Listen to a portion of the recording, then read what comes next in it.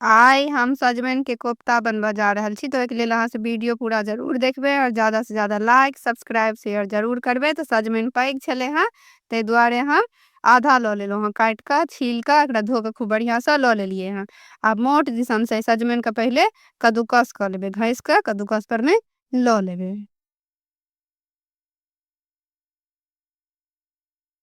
तो जतेक अहाँ सबके बनबैके हैत ओहि हिसाबसँ सजमनि लऽ लैके छै। तऽ सभटा सजमनिके देखियौ हम कद्दूकस कऽ लेलहुँ हेँ।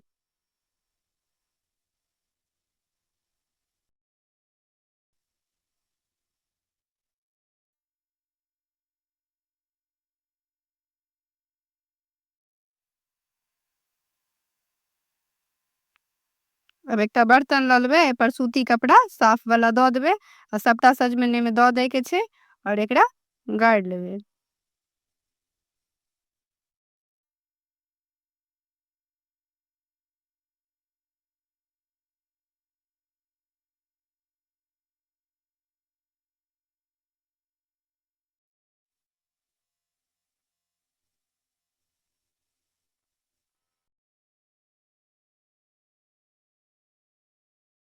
कपड़ाके चारू तरफसँ बढ़िआँसँ पकड़ि कऽ घुमा कऽ एकरा दबा कऽ जतेक पानि निकालि सकी एहिमेसँ से पानि निकालि लैके छै।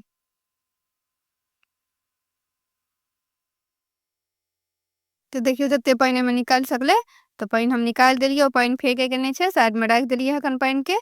आब सभटा सजमनि एकटा बर्तनमे निकालि लेबै।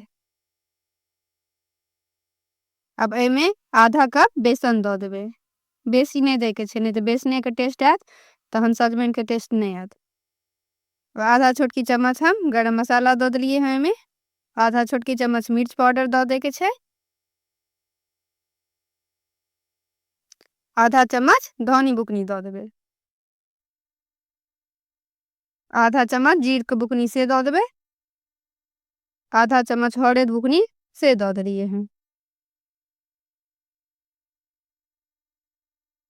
आधा चम्मच जीर दऽ देलियै हैं साबुत। कनी कस्तूरी मेथी दऽ देलियै हैं आधा चम्मच। आधा चम्मच अजवाइन दऽ देबै, जकरा जमाइन सेहो कहि सकै छियै। आधा चम्मच नून दऽ देलियै हैं।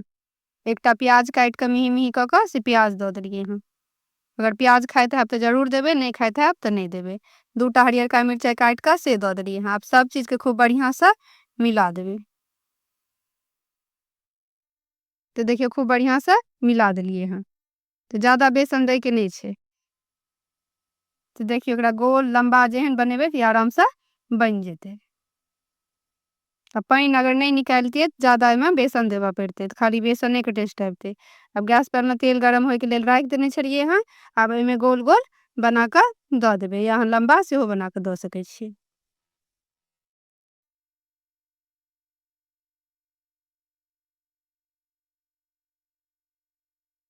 तो एक बेर में लोहियामे जते एलै से दऽ देलियै हैं। दू बेर तीन बेर में बना लेके छै। एकटा चम्मच से एकरा पलटि देबै। बड़का करछ या छोलनी से चलेबै तऽ ई कनी कनी टूटि जायत, ताहि दुआरे चम्मच से एकरा पलटि दैके छै।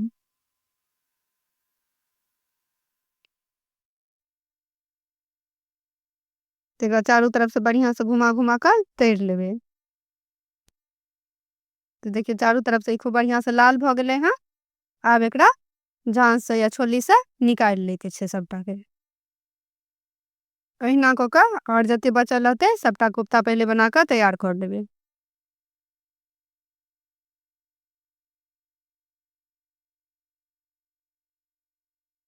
तऽ मिक्सी जार लऽ लेलियै हैं। एहिमे दूटा प्याज काटि कऽ दऽ देलियै हैं, मीडियम साइज के प्याज। 6-7 टा लहसुन के कली दऽ देलियै हैं आ दूटा हरियरका मिरचाई दऽ देलियै हैं। आ पीस लेबै।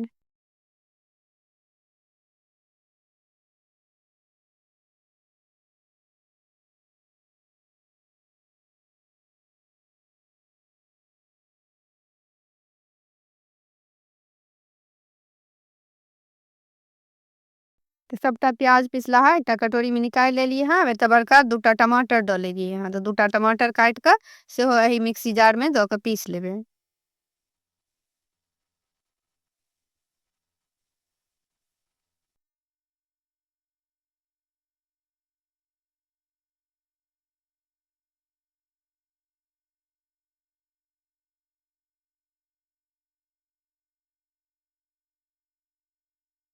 तो देखियो टमाटर पीस के लऽ लेलिए हँ।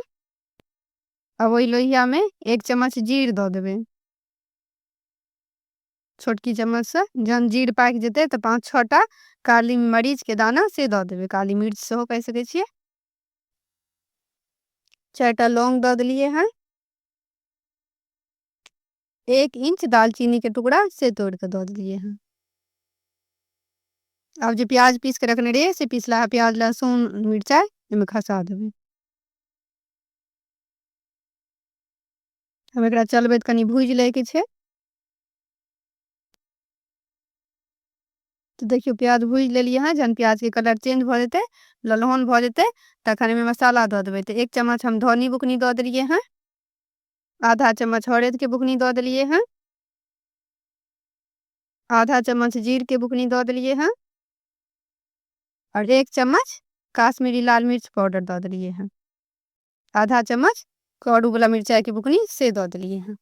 अब टमाटर जे पीस के रखने रहिए से सबटा टमाटर खसा देलिए हँ। अब सब मसाला के चलबैत भूजि लेबै।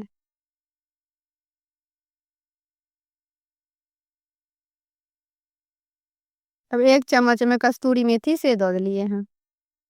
नून दऽ देलिए हँ स्वाद अनुसार। 1.5 चम्मच में छोटकी चम्मच से नून दऽ देलिए हँ, कनि कोफ्तो में देने छियै। अब सजमनि के पानि जे रखने छलिए से सबटा पानि में दऽ देबै। अब एकरा चलबैत खूब बढ़िया से भूजि लेबै। तो देखियो खूब बढ़िया से भूजि लेलिए हँ। मसाला तेल छोड़ देलकै हँ। अब एहिमे रस के लेल पानि दऽ देबै।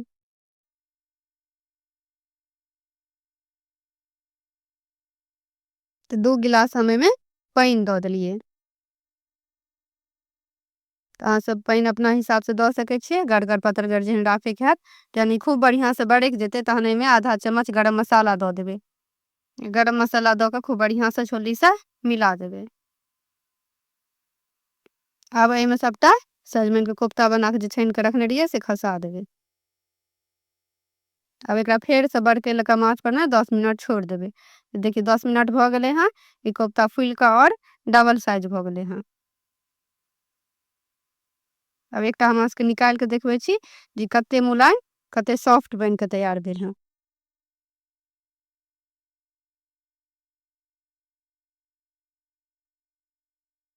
बहुत स्वदगर, बहुत सॉफ्ट एकदम से बनि के तैयार भेल हँ, खूब मुलायम।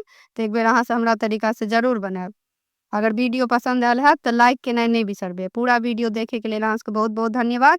नया कियो हमर पेज पर छी तो सब्सक्राइब केनाइ नहि बिसरबै।